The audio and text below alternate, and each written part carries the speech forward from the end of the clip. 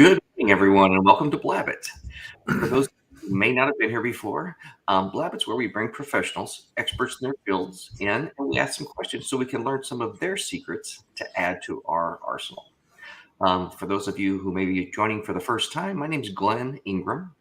I've been working in coaching, training, and helping people in the sales realm for the better part of the last 2 decades, helping them become better communicators.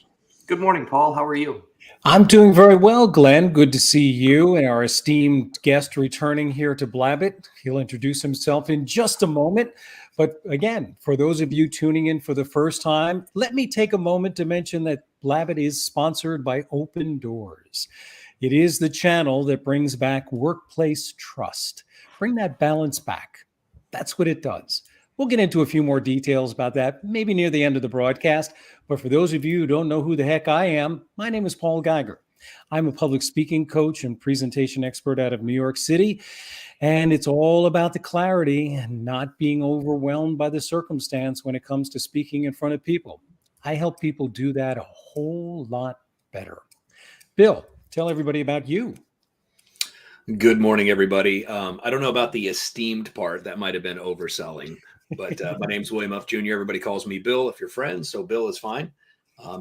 Entrepreneur, business owner, marketing agency owner for going on 30-something years, long time. And I very much enjoy meeting small business owners and getting to know them and help them, realize their dreams and grow and scale their businesses and automate things and free up the time that is so precious for all of us so that they can put their time into what's important to them. Well, thanks for joining us, Bill. Let's start off by, I'm interested to see what you're seeing now in 2022. The biggest, I guess, would say confusion or disconnect that you have to try and talk to business owners to try and help them understand what they should be doing versus maybe what they think they should be doing, or what may seem cool, what might not be cool. What part of consultant/counselor do you have to provide in the spring of 2022? How much time do we have? It's funny. The list is the same in 2022 as it's been since I've been doing this. The biggest challenge I run into with a business owner is the latest shiny object syndrome, really. Like right now, all the buzz is TikTok. I keep hearing about TikTok videos for business, right? And so, a buddy tells another buddy who's a business owner, oh, I saw this thing on TikTok, you've got to do it. And a lot of business owners don't understand that because something works on this business over here in this realm or this niche or this style does not mean it translates over here, right? Find me a plumber that's got a TikTok channel that's blowing up and that they can track the return from their time and money that they put into making the TikTok video and posting it that's going back into their bank account. I challenge you now, because that's a different platform. It's a different business. It's a different demand. And that's the biggest thing is latest, shiny object, or someone says, I want this and I want it right now. Okay, well, I want to be 6 feet tall with hair, but that's not going to happen right now or ever, right? You have to, all right, you don't go into the doc and go, doc, give me this medication. Doesn't work that way. You go, doc, it hurts when I do this. I've got this thing. He runs tests and he sits down and he asks you questions and he goes, oh, based on everything you've told me, this is what you've got going on and this is what you need. And it's no different for guys like us. And it's just, if that's one thing I could get across and help business owners with, it's like, look, yes, there's a lot of tools out there, right? But you don't build cabinets with a framing hammer. You could, but the cabinets would be really ugly, right? You need a finishing hammer. And once they understand that and you can get them to slow down and then you can go, let's do this. Let's look at your fundamentals. Do you have this baseline? If you don't have that, that's the first thing you fix, because if you don't have the baseline and I flood you with 1,000 phone calls of people that want your business and you can't answer the phone, well, that was a waste of time. Right? We've got to have the fundamentals in place first. And then, okay, once that box is checked and it's consistent, you've got checklists and team and everything that's doing it. Great. What's the next thing that's going to move the needle, or what's the next thing that you want to focus on? What does that require? Cool. Let's go build it, automate it, get it working, get proof of concept. Great. What's the next thing? And then you just methodically build and move your way along, automating and documenting the whole way so that you can duplicate it. And then you go from there. So you don't typically build a roof, then the floor, then the walls? Not on purpose. Well, let me ask you a quick question about trends. And for years, and I think we all kind of know that video, people more and more, they're consuming video more and Yeah. more and more. And Mhm. please dispel this assumption, and then, we'll dig in a little bit into it. But do all businesses need to leverage video in one way, shape, or form? Again, depending on the platform that they're using. But is video an inevitable thing? And for people who are not comfortable with it, how do you get around that, or how do you make that work? That's a great question. I believe video is here to stay. I think it is a fundamental part of any business. It's all in, again, what is the business? What's the niche? What's the service? What's the product? And how you use it. For example, for someone who's not comfortable on video, right? I learned this from, I think it was Tony Robbins who taught me this. He says, if you're ever, oh, well, Paul, you would know that. If you're, or excuse me, if you're ever up in front of somebody, or you're trying to do any public speaking, or you're just trying to talk to someone and you're nervous and fumbling and you can't get through it, it's 99.9% of the time you're worried about you and what you sound like and what you're trying to do versus the goal you're trying to accomplish. Right. So if you're no good on video, it's because you're saying to yourself, man, I suck at video and I don't want to do this, and blah, blah, blah, blah, blah, right? And then pretty soon you're stammering and you look, you're terrible. Okay. Right. The best thing that you can do, just like good copywriting, is write like you talk, or just video like you talk. Like a lot of the videos that I use for my own businesses that are very successful, I just take my iPhone and I turn it around on my ugly mug and I go, hey, it's Bill from so-and-so. And I just walk around and I talk and, and I jiggle and I fumble it and things honk as you go by, right? Those are the most effective videos because they're organic and they're raw and they're real. Yeah. So people like that. People like that authentic. They want to relate. Why is it that they look at funny cat videos on Instagram or Facebook or whatever? I'm guilty of it too. I've got a dog, and when I see some of the dog videos on Instagram, I crack up because we relate to it. Glenn, where's your funny dog? Hey, he's right there. See? Sits reporting for There duty. we go. There we go. We just gained a lot of viewership right there, my friend. And our IQ went up. But anyway, so video is here to stay, and it is, I think, a vital part. People are, and I think people prefer. We could probably find the numbers on it. They prefer to consume video, especially because you can speed it up. Like me, I'm a dork that way. When I go to watch any trainings or something, I have to have my video speeder up or on to at least 1.5, so that I can get through it quicker. But I do like it on video, so I can see the visuals and everything. So there's a lot of ways how you can create video. But yes, video's here. It's here to stay. I think based on the business, it's something you definitely want to leverage. I have a question for both of you, if you wouldn't mind, with regards to this, because with this, no different than I think than public speaking, the biggest obstacle is that 6 inches between our ears. I was just having a conversation on Zoom that I was trying to record with some people a couple days ago, and they were so nervous talking about what they do that if I'd have shut the camera off and been face to face, they would have soared.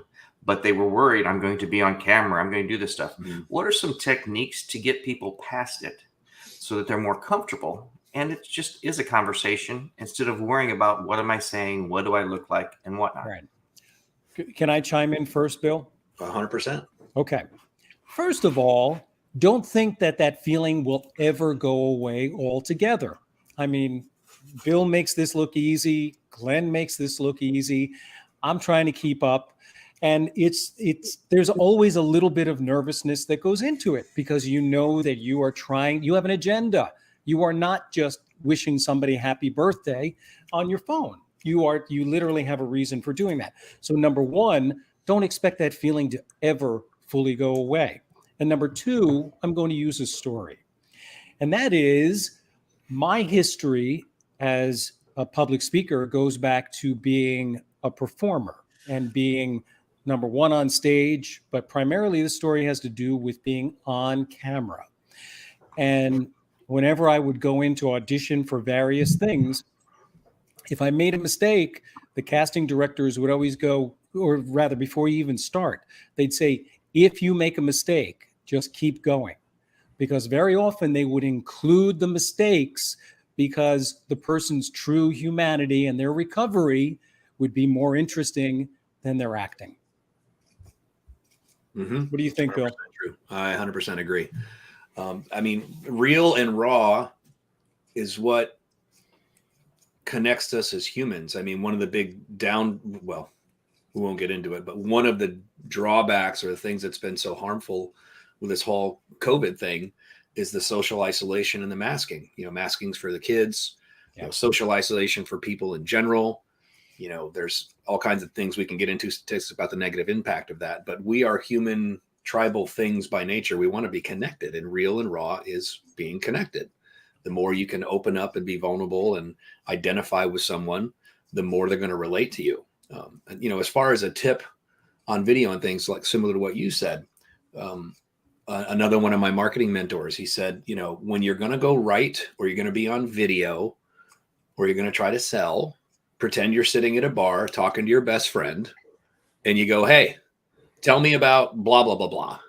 And everybody goes, "Oh, let me tell you about this." Right. And he goes into it. All right. That's how you write. That's how you talk. That's how you do on video. That you just pretend you're sitting at a bar. Your best buddy asks you a question about your thing that you're trying to talk about, and you just look at him in your mind and tell him all about it, just like you would if it was, your buddy Bob.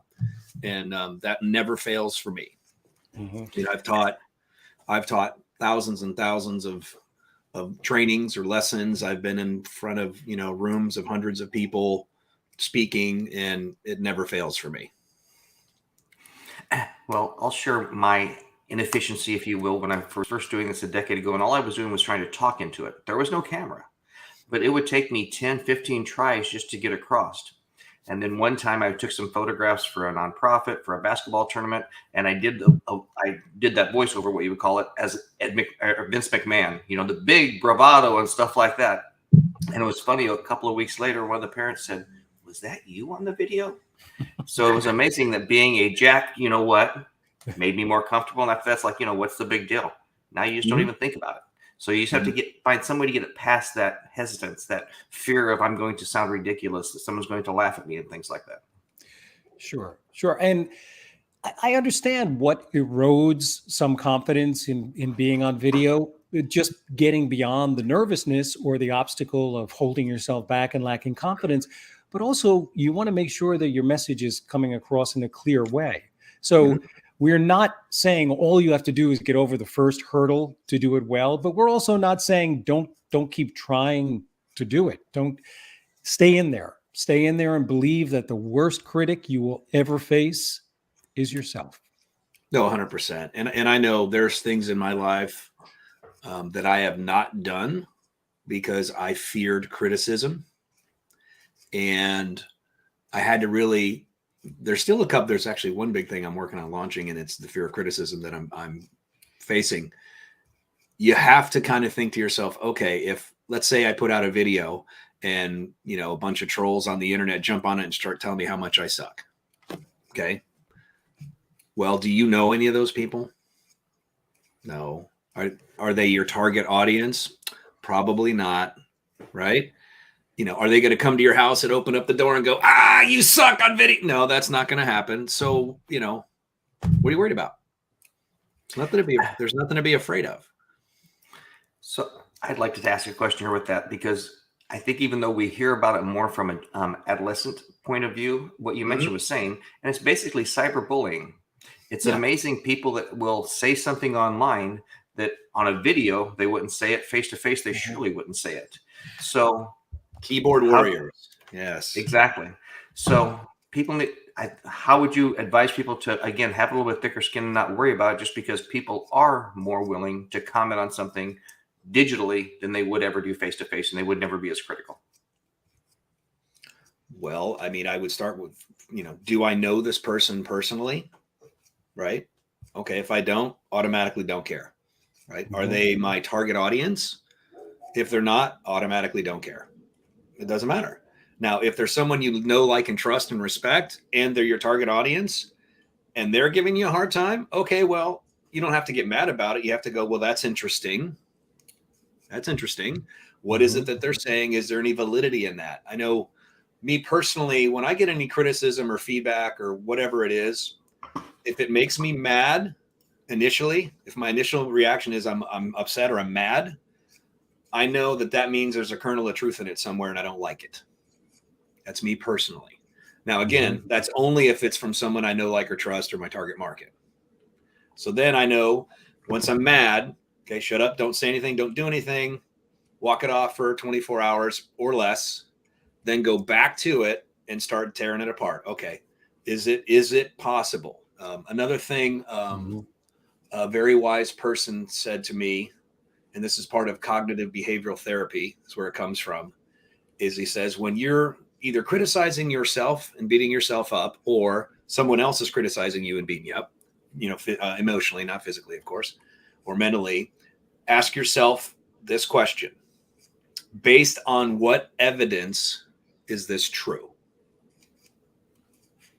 And then start looking at it. Oh, I'm a loser. Really? Based on what evidence? Specifically. Oh, well, one time 6 years ago, I made a bad mistake and, I don't know, got a divorce, right? Well, great. So you made one mistake 6 years ago and that makes you a loser? Well, no. Well, when you put it that way. Okay, great. So we're not a loser, right? And you see how you kind of work it back, So it's having that, you have to have a thicker skin, but if it's not the target audience, someone you don't know, like, and trust, who cares? Okay. And number next, even though the internet is forever, the internet also forgets. It does, right? Yeah, you can look up stuff that you said naughty 10 years ago, but it's not like it's front and center in front of everybody's face forever. You got to go dig for it. So if you make a mistake or you put out a poor video or whatever else, I mean, I'll tell on myself. I published a book on Amazon about bullying over a decade ago, right? I was very proud of it. And I put it out there and my friends and family are giving me reviews and everything's good. And then the reviews from other people came in and mostly they were good. But the big knock on it was, obviously, someone put, obviously you didn't hire a professional editor because it's got typos and all this other stuff. And at first I was all pissed off about it. I'm like, why didn't you focus on the material to the book? It could have helped people to do this and that. And then I went back and I was like, you're right. I did not professionally edit it. It's got typos and stuff and it's unprofessional. It's still up there. It still sells. I still get people that say, great, this thing helped me. It changed my life, etc. So it's like, okay. I didn't die, right? I still sleep pretty good. I wrote a book. Yay me, right? So, that's hard to do. So anyways, short story long, know who's important to you and whose opinion matters. If they give you something that might hit a nerve or whatever, then take a look at it. Ask yourself, based on what evidence this to be true. And if there's something in there that you can fix, take it and go fix it. Like for me, I need to cough up the money and hire a professional editor. Same thing. And I understand where this whole conversation is coming from. We're not advising people not to feel the pinch and the ouch. It happens. But like my mother would always say to me, feel sorry for yourself for a little bit and then move on. And then take what you learned and do something. Do something that's going to make you feel better. It's not, I think ignoring it is not, as you were saying, Bill, there are things to be learned. And if somebody is really giving you a criticism that comes from some kernel of truth, then there is a lesson to be learned. So we're not ignoring it, just don't let it twist your tail quite so much. Yeah. And it's human nature. Any 1000% of human beings, I don't care how evolved you are, it is 1000% human nature. You get criticism or, yelled at or whatever else. Everyone's first reaction is defiance, getting hurt, F you, getting upset. That's what happens in your body. It's how we're wired, right? Back before language and all we had was clubs and dinosaurs and tigers, loud noise screamed in your direction would pick up the club and back up and like, what's going on? That's just how we're wired, right? Yeah. It's recognizing it, being able to control it, deep breath, don't get mad about it, that you got mad, right? We all have these things. Glenn hates them. They're called feelings, right? And you got to learn how to live with them, right? Okay. I've got another question. How many times in your career, Bill, in your career, Glenn, have you had to remind somebody that marketing is a long game. How often does that happen? All the time. Because I know, talking about, like you said right in the beginning of the broadcast, people are going after the shiny new thing. Well, you know, it worked in 2 weeks. They got 1 million followers.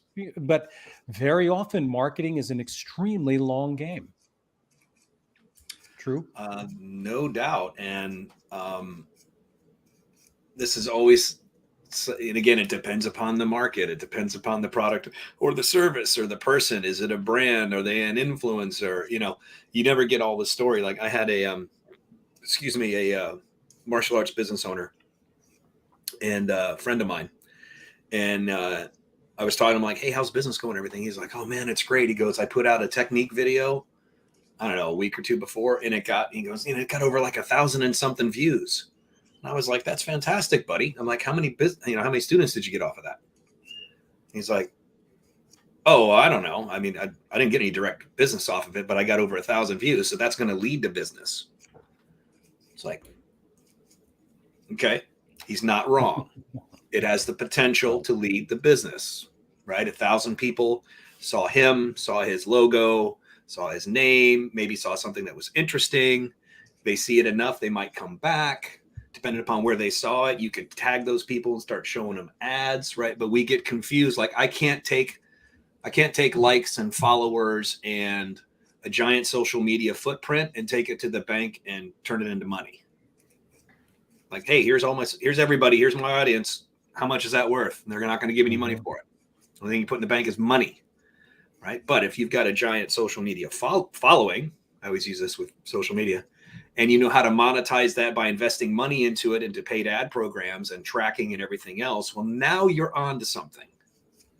But in the beginning, if you're a brand new business, no followers, no nothing, no incoming phone calls, you need to sell something, I wouldn't be worrying about getting followers, right? I'd be burning, where's my fundamentals? And what do I have to create to turn on a consistent, steady flow of phone calls, leads that turn into customers and everything else, right? What is it from Stephen Covey way back in the day? That's, back in the day, put first things first, right? And it's for people that are new to this, or maybe even old timers, like, oh, of course you guys say that you're all in marketing and sales, you're trying to sell something. Okay, well, don't believe me. Go open a business and go focus on followers and everything else and tell me how it goes. Yeah. Right? I mean, it's your choice. Yeah. It used to be, again, back in the day, I remember being taught in different business trainings and everything else that when you open the business, you have to dedicate 10 to 20% of your gross revenue out of the gate. You have to dedicate that for marketing and sales and advertising, because that's what makes business come in. Right? In today's day and age with the interwebs, you can turn customers on and off like this. I can launch a Facebook ad campaign. Not that it's my favorite. Facebook's on my list right now, but I can launch a Facebook ad campaign and within 24 hours get 10 phone calls from targeted customers that want my offer. That's pretty cool. Right? Depending upon the market you're in, you can start a Google PPC campaign, and in less than 24 hours, you can have phone calls coming in. Like if you're a plumber. Now, depending upon the area, it might be expensive to compete. We won't get into that. But when people need a plumber, electrician, any type of those local home services, it's usually like, they're in their basement with water around their ankles and they've got their credit card out. And they're like, I'm in an emergency. And whoever shows up first, click, and they're going to call them. If you're starting a plumbing business, that needs to be you at the top. So again, I mean, I don't want to get too far into the weeds, but it's about putting, get your fundamentals right. First things first. What is the lifeblood of any new business is consistent incoming, qualified traffic, leads, phone calls, people that need you. If you don't have that system set up to where it's predictable, and what did Dan Kennedy say? He's one of the legendary marketing consultants. He's like, look, you need to solve the problem in business owners' heads that they lay their pillow with. What's running through their head at night that's keeping them up, right? What's getting them a knot in their stomach? Most of them, like, how am I going to make overhead? How am I going to do this? I mean, I got started in marketing. I was a bricks and sticks business owner. I still own that business, but I got started in studying marketing to learn it a billion years ago because I was good at, I was good at what I did. My service was very good. I was good if people walked into my business to sit down and sell them. If they called my business, I was good on the phone. I could get them to come down. What I had no idea of and what I hated is like 1 month, every sales 0 to 0 every month, right? 1 month I could bring in 20 new clients and it'd be fantastic. And the next month I'd get 2. And the next month I'd get 6. And the next month I'd get 0. And then the next month I'd get 18. And then the next month it was just up and down and up and down. And every night I'm like laying in bed, like, I don't know how to make this thing consistent so that I'm, confident that every month we're going to grow and do this. Mm-hmm. And that's how I started studying it. And that's why now I shifted to this because, knowing how to do it's kind of a superpower for small businesses. If you know how to turn traffic on and get it set up and the automations and everything else and build teams, it doesn't matter what business you go into, you're going to be successful. Yeah. And back to a comment that Bill made about 10, 15 minutes ago, it depends. One thing I always ask business owners is, what do you have more of right now, time or money? If you have money, you can do whatever you want. If you don't and you just have more time, then it's going to take some more time, because we don't all have the budgets that Microsoft, that Apple, that all these people are spending each year, or each month, each day to do marketing and advertising. So it just depends. But with anything you're going to do, typically what takes a little bit longer, what you put a little bit more effort in, is going to give you better results. It doesn't matter if you're learning how to perform your trade, your skills, developing a product, or developing a marketing campaign. The more that someone is putting into it, either you or someone on your behalf, the better it's going to be for you. Mm-hmm. Yeah, I was once told, I think it was Dan Kennedy I read it from, branding is what happens when you're around for a long time selling a lot of stuff. Mm-hmm. That's when you become a brand. And so many businesses I see just come out of the gate focusing on the wrong thing. Oh, we want to build our brand. Okay, well, unless you're Coke, right? Or unless you've got millions of dollars to work with, quit worrying about being a brand and worry about selling stuff. Yeah. Now, what about obviously we're not, well, no, I shouldn't really say that we're not talking to the people at Coca-Cola or Facebook or any of these big brands, but I'm assuming that our audience is more small business owners and, they're not selling a ton of stuff. So if you are a small business owner or you're a one-man shop, one-woman shop, whatever it is, how do you know who to trust as a marketer? Are there any guidelines? Because everybody is going to say, I can do that for you, or else they wouldn't be out there hanging their shingle as being a marketer. So as much as it would be wonderful if everybody worked with you, Bill, or with you, Glenn, or with me, they're not going to. So what's the advice? Just good advice, like the respected uncle who's going to give you advice about who to trust. Who do you trust? What do you look for? I'm going to chew on that one for a second. Glenn, you want to start? Yes. Look for someone that asks more questions than talks, because inevitably I'm still on calls with people that are, one of my customers say, hey, this person wants to sell me this. What do you think about it? And so I'll jump on a call with them. And if someone's talking a lot about themselves and not wanting to learn about your business, they're probably not a true consultant. They probably don't have your best interest at heart, because all they're trying to do is sell you on what they can do, instead of taking the time to get to know Paul, to get to know Bill, like Bill was saying. So when I know what you're doing, when I know how large your business is, when I know what your budgets are and stuff like this, then I can help build something that's customized for you, instead of just trying to do a one size fits all. This will work for everybody. There is nothing that we do that specifically will work for everybody. A version of it will, but not one model. Mm-hmm. So if they're not taking the time to learn about you, to actually put together a plan, if they say, if let's say they want to talk and learn from you, and then they immediately say, okay, here's exactly what we're going to do.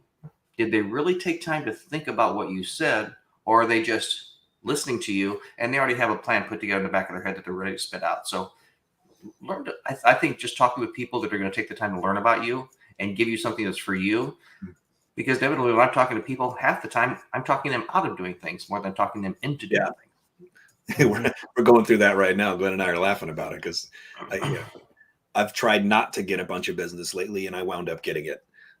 which is a whole nother story because it's like, look, no, you don't need this. No, but we really want it. I'm like, no, I'm telling you, you don't need, and it's funny how that goes. Glenn's right. He's right on there. If someone comes out or, reaches out to you cold or whatever else, and they're trying to sell you a thing, that's my first warning sign. There's big, there's the HubSpots of the world, and there's big marketing firms or platforms out there, and they're trying to sell you a thing. I know for me, I know what differentiates what I do and my team and Glenn does, and where people have told me, wow, you were the only one that did blank.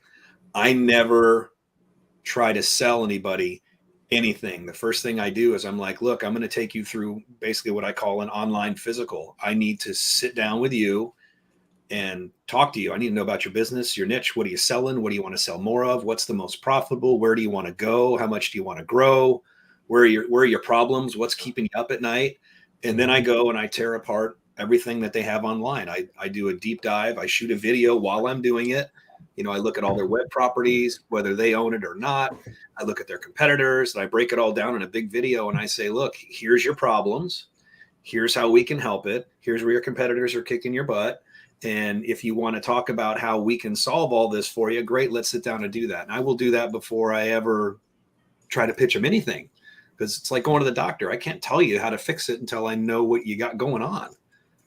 So if someone doesn't sit down and do that level of a deep dive before they start talking about what they can help you with or what you probably ought to buy or do, that's, to me, is like that's a warning sign. It's interesting. This definitely leans into what I've always said, which is my work, presentations, public speaking, as intricate and complex as people may think it is. I think it's a lot simpler than what you guys do. I think that there are actually less moving parts that go into it, but it's the convincing of people that they can actually do this. And there's, it just feels like there are so many variables. But then again, it really comes back to a point you brought up before, Bill, which is fundamentals. It's the same thing in any business. You have to know what those fundamentals are. Mine are a little bit different in terms of what I do, what I provide, what I'm able to guide and assist and gain results on. But it's very similar, just in terms of you've got to know what the blocking and tackling is really all about. Mm-hmm. Well, and I think if you're not willing to give something to somebody and all you're worried about is trying to sell them, again, whose best interest do you have at heart? I was just on the call yesterday with Greg Stanley. Remember, he was on our show here a couple months ago.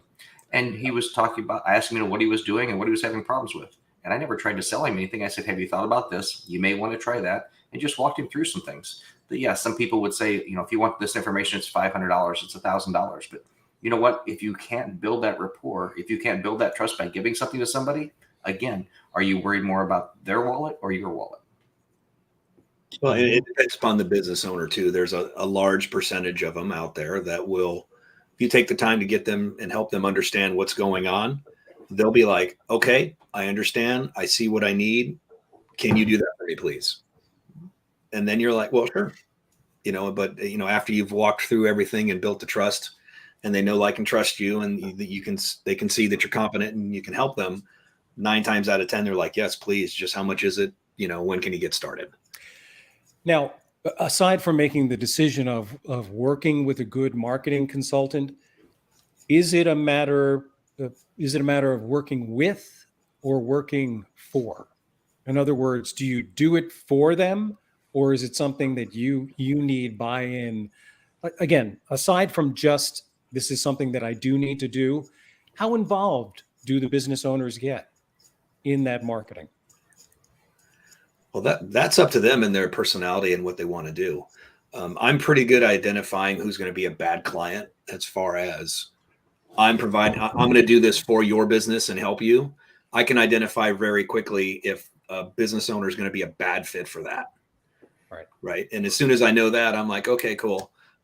Best thing for you is to learn how to do this stuff yourself. I've got the resources that can help train you. You can be a part of this program. We'll meet once a month or once a week.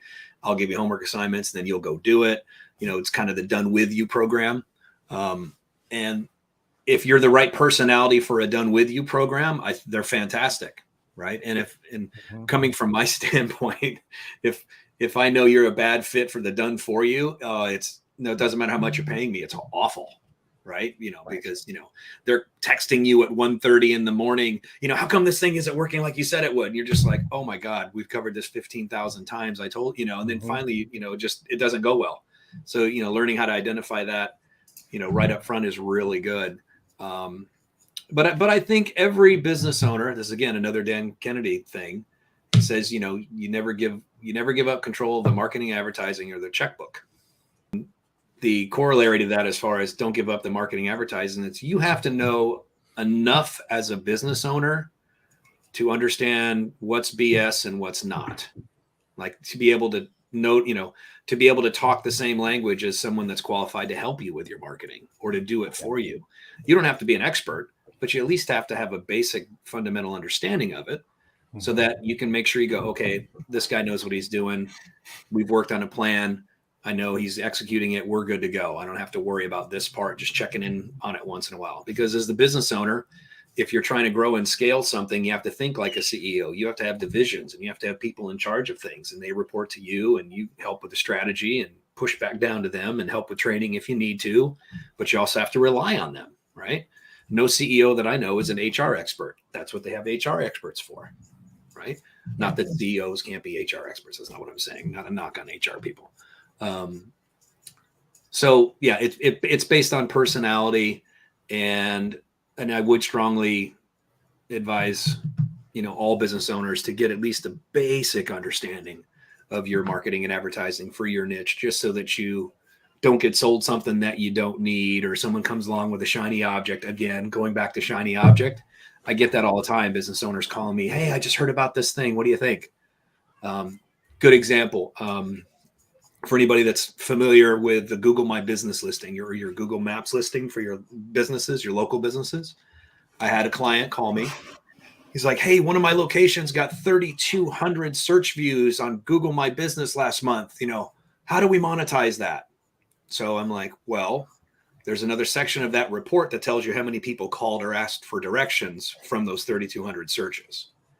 And then I started doing a deep dive with Glenn and other people in the network. And we found out that there aren't a lot of people or a lot of ways that you could actually turn your Google My Business Maps listing into a trackable, legit lead generation tool like you can a website page, right? Or an ad. Right. It's just not out there. But this client saw 3,200 searches and he thought, oh man, if I can just get that fixed, I can get all my business from there. No, it doesn't work that way. Right. Right. It's again, the analogy that I try to get across to people that helps them understand is marketing and advertising, all the platforms, tools, ads, everything else. It's like spokes on a wheel. Each one is an individual spoke, and it all leads to the hub, which is your business and your website, right? No one, if you have a wheel with one spoke, you have a flat, right? It's just going to crumble and crush, right? There is no one secret magic pill out there that is going to skyrocket your business to where you want it to go. You have to have a well-rounded, trackable, systemized approach. Facebook ads, Google ads, possibly YouTube ads, maybe TikTok videos. I'm not saying no, but maybe that, right? If you want to do maybe blog posts, right? All your directories, maybe you do public events out in town, but it all, you do it consistently and structured, month in, month out, all leading to here. And that consistency over time and that approach dominates. I mean, crushes it. But you got to build it, and you have to be patient, and you got to track it, and sometimes one of the spokes is going to break and you got to get in there and put in a new one, right? Or maybe something comes along and you're going to add a spoke. That's cool, right? Mm-hmm. But if you have that mentality and you understand that, then you get less of this whipsaw. Oh, we got to do TikTok. Oh, we got to do this. Oh, we got to do that. It's like, da, da, da, da, da, da. Do you have a plan? What's it look like? Are we executing on all those? Are we tracking it? Cool. Now we can look and see, is this thing going to move the needle or not? Well, and I think one thing, Paul, you have to take a look at when with whom you're working with from the customer standpoint or the marketing standpoint is, are they working with you or is it us versus them? And I think a lot of it comes down to what we talk about on here periodically about authenticity and congruency. Because if you don't have the business owner up there talking the videos, like you said, so you know kind of what type of service they're looking for. Because when someone has a problem, they're looking online for someone to help them, to take care of them, to pull them in and squeeze them and say it'll be okay. So if you don't have that, if the verbiage that's out there in the ad Bill's talking about or the website or whatever isn't, again, consistent with when I call and Paul answers the phone, I want to know kind of what I'm dealing with, who I'm looking for, what's happening when I make that phone call, when I fill out that form. So if you don't have authenticity, if you don't have congruency, you're going to have less people that actually say, here's my credit card, let's go to work. Yeah. And I know marketing is very much eyes on content, but tell me what comes to mind when I say this phrase, know your data. I think there was just a football game last weekend, and I think they kept score at it. Yeah. Because that's how we determine if we win or lose, isn't it? Exactly. In other words, understand, going back to what Bill said, understand, is that generating more calls? How many calls is it generating every week, every month, every quarter? How many of those become discovery calls? How many of those become eventual sales? So you've got to know all these numbers. Back to the phrase I said earlier, based on what evidence, right? You got to be able to track this stuff, right? Know your numbers, know the incoming, know your close, know all your percentages, but then also what are the industry percentages? Like if you don't know what a good percentage is, how do you know what you're trying to hit? Right? Like in Google PPC campaigns, depending upon the type of campaign, a 3% conversion rate, you're a superstar. Well, 3% conversion rate in other styles of ads is abysmal. You're failing miserably. But if you don't know that, then you're like, oh, woohoo, I'm killing it, right? I remember when I first, I think one of my first PPC campaigns I ever did was like 2.5% conversion rate. And I didn't know that was good. So I was freaking out. I started, working with different PPC consultants and everything else. And I said, well, this was my first crack at it. And this is what I got. And I'm like, it's terrible. And he's like, 2.5% out of the gate. It's like, dude, that's really good.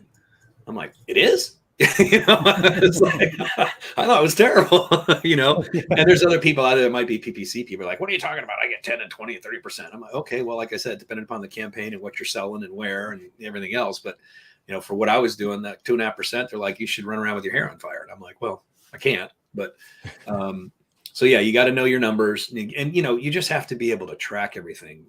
There's what's his name?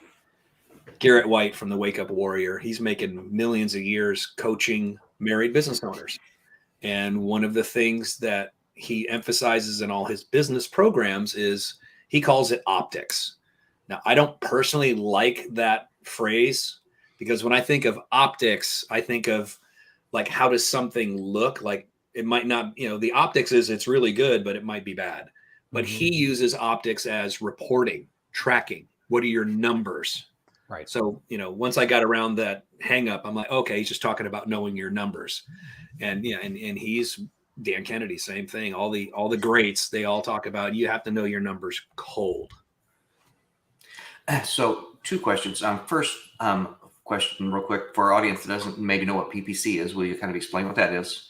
And then secondly, will you talk about some of these different marketing platforms like you were talking about, and generally, kind of give our audience some ideas as far as short-term, long-term, kind of some things that maybe they should know so they can ask someone that's talking to them about marketing or advertising to see what their responses are, to know if they are truly offering them a service or trying to sell them a product.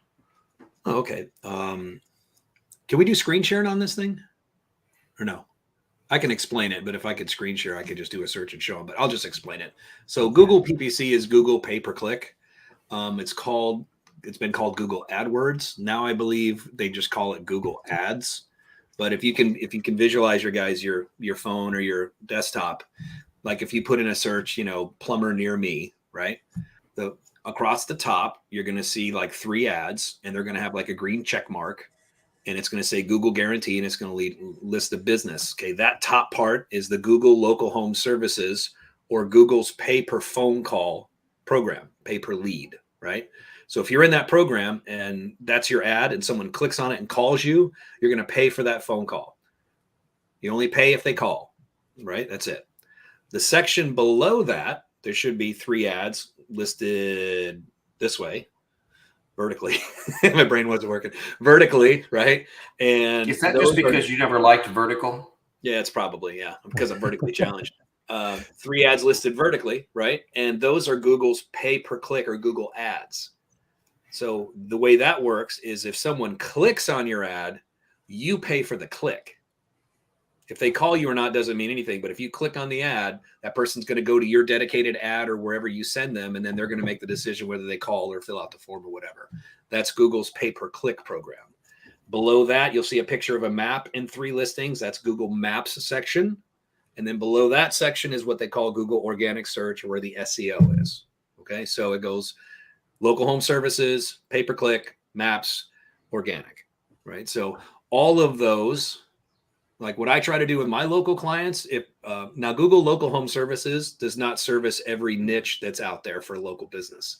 Typically, it's only locksmiths, garage door, plumbers, electricians, that kind of stuff, home services, right? But if I've got a client that's Google has a category for them and they've got the budget, I will try to get them in the local home services. I'm not on camera. The local home services, the pay-per-click, get their maps optimized and ranking, and get their website so that they've got 4 spots on the front page, 4 shots at all that business. That's what I call, front page domination personally. And, that's what I try to get for everybody. So those are platforms you can use. And then you can integrate that. YouTube has YouTube ads, right? Facebook ads, right? And if you're got a good fundamentally built website, you ought to be ranking organically. If you have a good Google local maps and you've got that optimized, that ought to be ranking and showing up on the front page. Any of those properties, you can put tracking code on. And Facebook ads, if you're driving them to a website, there should be tracking codes you can put on there. So if someone hits your Facebook ad and doesn't buy and decides to go elsewhere, you should be able to follow them with an ad, what's called retargeting. Right, that should be a part of your strategy. If someone clicks on your Google ad, goes to your landing page, decides not to do it, you ought to be able to tag them, and then they go over to Facebook and they're turning around. All of a sudden, your ad shows up on Facebook too. How'd that happen? Well, you visited my Google page, landed on it, right? You didn't do anything, but because I know you landed on it, now I can show you an ad over here. This is just all part of a strategy. All these platforms can tie together, and it's all automated. In other words, automated. You get tagged, you get retargeted.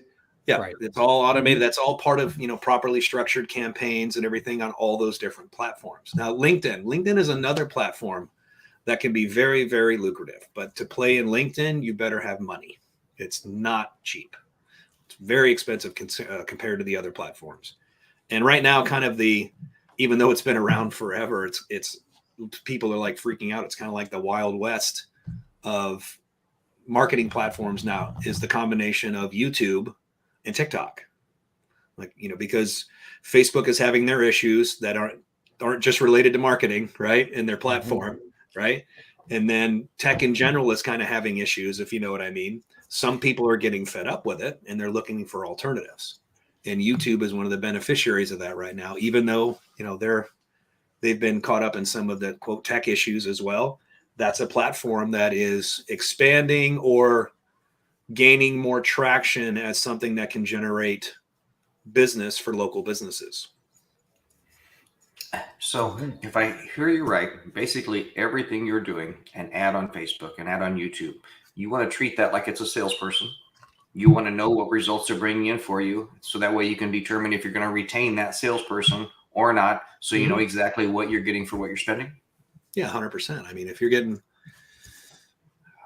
we had a personal injury client in Las Vegas. It was costing us about $450 to $500 for a lead because the market was so competitive and it was so expensive. And then we found a platform where we were getting leads for $150. So I had to go back to the client, and he wanted to stay and spend the $450 to $500 because it was on a bigger platform where everybody saw it more often.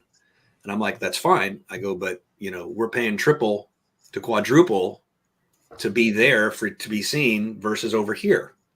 This is what makes you more money. But he didn't care because he had a lot of money to spend. I'm like, okay, I'll spend it. right? But, knowing those numbers, depending upon who you are and if budget's a concern, you would go, well, let's get rid of the 450 a lead and let's focus on the 150 a lead.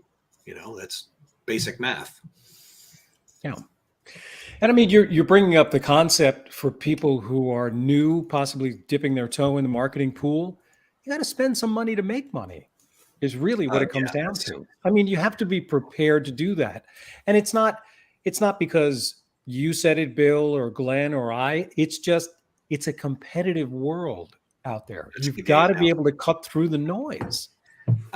We've been in the game long enough, if you can't tell, right? But we're the generation that was pre-interwebs, right? I remember running my local bricks and sticks retail business off the Yellow Pages and Penny Saver and Valpak, and there was no internet. So, back in the day, you could have a storefront business and you could survive just by walk by and drive by and referral and maybe an ad in the Yellow Pages, and you would live. You'd be fine, right? It was harder to track, right? And it was harder to do something consistency and scale it, but you could do that. That's not the case anymore. That's just not how things have changed, right? And I still have business clients that, how do I say that?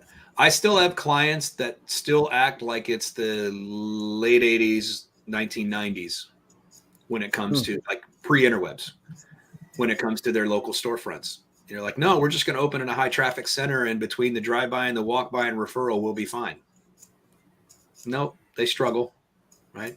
It takes them forever to get profitable, and they never really blow up to the point where they're like, look, we can't take on anymore. I mean, I've had multiple clients, and this is not a humble brag, but this is just the reality of what it can do when you do it right. I have been fired, or I've had my retainer and my programs paused because the business owner called me and said, turn it off. I do not have any more staff. I am full. I cannot handle any more business right now. That's right. If you can't answer the phone. Sucks when you get fired for doing a good job, but I'm actually no bullshit, no Pinocchios, nothing's going to grow. Right? Oh, I said a bad word. Sorry. No, nothing's going to grow. I was happy for him. I'm like, good. I am pumped for you. Call me when you're ready for more business. And do you have any friends that, might want to get too much business? I was genuinely happy for them. And they came back when they needed more. They came back, said, hey, turn it back on again. And then, 3 months later, turn it off. Right. And it just, so, it can be that way. It can actually be that way. And that's a happy problem to have. Is it always a matter of looking at the business and wondering in this day and age, how can I scale this? Is that a really important question? Should it be obvious, or does it require adjustment on the part of the business? In other words, we've always done things in this way, step by step. Right. Is it always, do the processes and systems within the company then have to adjust to marketing as well? They have to be scalable? Yes. And I think as part of our sitting down and getting to know them is, do you want to grow and scale? Yeah. Do you want to? Like, how big do you want to, I have a garage door repair client. Love the guy. Does great work. He's one of the few things, he's a unicorn because he's honest, right? And when it comes to garage door repair. And I've told him multiple times, Marty, I can, you want to go to 2, 3, 4, 5 trucks, all of our county, whatever, I can help you do that. And he's like, nope, I don't want to do that. He goes, I'm good just as a one-man shop. You keep me busy Monday through Friday and, emergency calls on Saturday, and I'm happy. I'm like, okay, no problem. And I think if someone's trying to sell you something and they're not asking that question, hang up the phone and run. Because especially in this great resignation, a lot of people have started a business to create a job for themselves, not really to create a company that can sustain without them. And there's nothing wrong with that. But if you don't know that, and if you don't know what they're trying to do, like Bill was just saying, you may hurt their reputation more by giving them more business than they can handle. So you need to find out what Paul wants to do this year, next year, and the year after that. That way you can truly be a consultant and help them. Yeah. I mean, providing a service is not the same as running a business. Correct. They Yeah. can, those can be two roles, those can be two responsibilities that you have, but they don't always go hand in hand, and one does not preclude the other. Well, and to follow up on the question that you asked, yes, if they go, yeah, I do want to grow and scale, well, then you have to go, all right, well, do you have all of your systems and processes SOP'd out? SOP stands for Standing Operating Procedure for the military, for those of you that weren't in the military. And, because if you don't have everything videoed and written out, as far as it's what I call, this is how we do shit around here, is what I call it. Right. Yep. If you can't bring on a new staff member and their job is the front desk, and you can't go, here's the front desk manual, here are all the front desk training videos, go away for the weekend, read all this and come back, and I'm going to drill you on it. And then we're going to start your OJT, on the job training. Right. If you don't have those systems and processes built, you're not going to be able to grow and scale. It's not going to happen. I can grow and scale your marketing to the moon if you got the money, but you have to have the location and the staff and the training set up so that you can do that, right? So that you can grow and scale. Yeah. And with that, while you're thinking about that, make sure that person that Bill just trained to do the front desk has an ounce of sales ability, because if Bill makes that phone ring, guess who has to convert it? Yeah. Probably your lowest paid employee that's answering the phone. Oh, it's the worst. It is the worst when I run marketing reports and tracking and call reports for my clients, because I have clients that have multiple locations, and they're the ones that I'm liaising with, and they're paying me, and I'm creating all the ad campaigns and driving all the traffic to the locations. And I've got the locations on the follow-up system going, hey, you're getting the notifications. Here's everything is in your lap, and I can track everything down to when they land there. And then the principals call me and they're like, well, how many new students or new business did we get out of this month's marketing campaign? I'm like, well, I delivered, 56 new phone calls last month for this location. Well, how many turned into business? I'm like, well, I don't know. I'm not in charge of that. Right. I'm only in charge of getting them there and showing what happened while you were talking to them. But as far as them turning into business, that's out in the location. I can't do anything with that.